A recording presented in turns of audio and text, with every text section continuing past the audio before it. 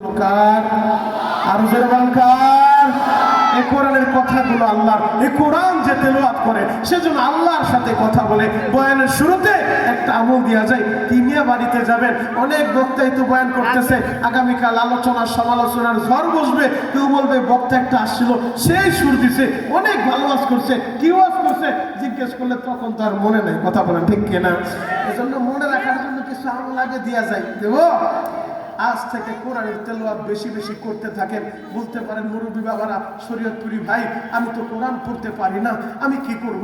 আপনি কি সূরা ইখলাসও পারেন না, কুল হুয়াল্লাহ সূরাটাও পারেন না? আমার তো বিশ্বাস এই ময়দানে যারা আছে সবাই সূরাতুল ইখলাস পারে। যদি সূরাতুল ইখলাস পারেন, বিশ্বনবীর হাদিস উল্লেখ করেন, একবার যে বান্দা বান্দি সুবহানাল্লাহ পাঠ করে, আল্লাহ পাক রব্বুল আলামিন তার নাম, তার বাবার নাম সহ জান্নাতে একটা সুবহানাল্লাহর গাছ লাগায়া দেয়।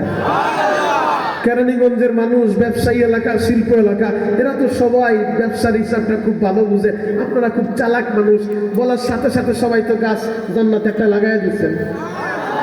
আর একটা লেগে গেছে, আর একটা লেগে গেছে, দেন না, আর একটা লাগায়, বাবার জন্য একটা লাগায় দেন, মার জন্য একটা লাগায় দেন, নিজের জন্য একটা লাগায় দেন। আল্লাহু আকবার বলেন। এই যে কোরআন আমার হাতে, বিশ্বাস করেন বাবা, কোনো দলের দালালি করতে আসে নাই, কোনো পীরের দালালি করতে আসে নাই।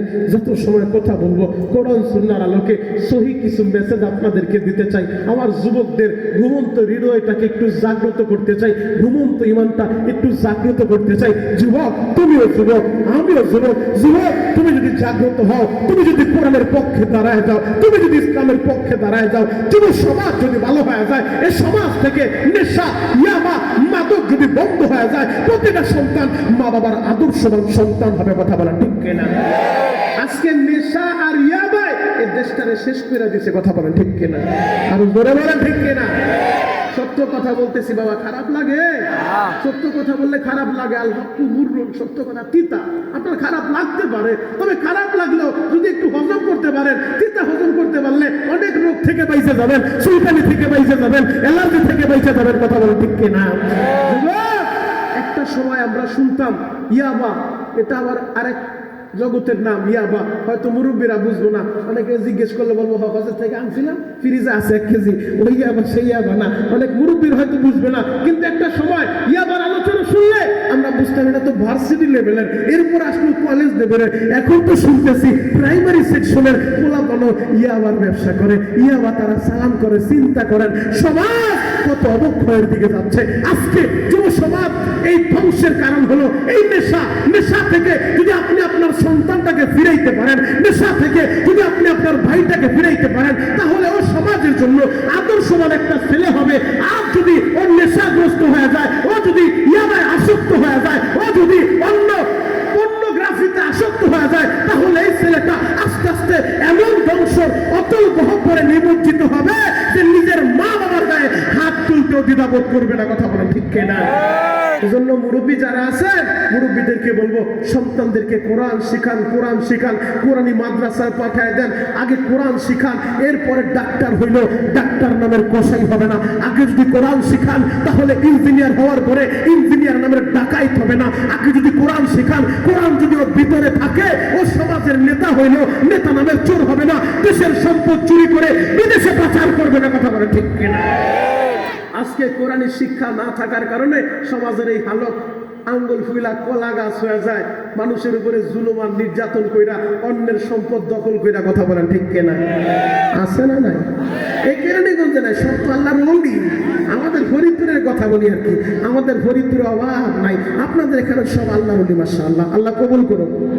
আর জোরে বলেন, একসাথে বলেন। খারাপ লাগতেছে, অনেকের মুখটা বেজার হয়ে গেছে, আগে ভালো ছিল, এখন আবার কি শুরু করলে, এটা তো ভালো লাগে না। একটা উদাহরণ, আজকে জুমার সময় আমি মসজিদে আলোচনা করছি, ইয়াবা নেশার বিরুদ্ধে আলোচনা করছি, তো ইনশাআল্লাহ একটা উদাহরণ আমি দিচ্ছি, উদাহরণটা দেবো।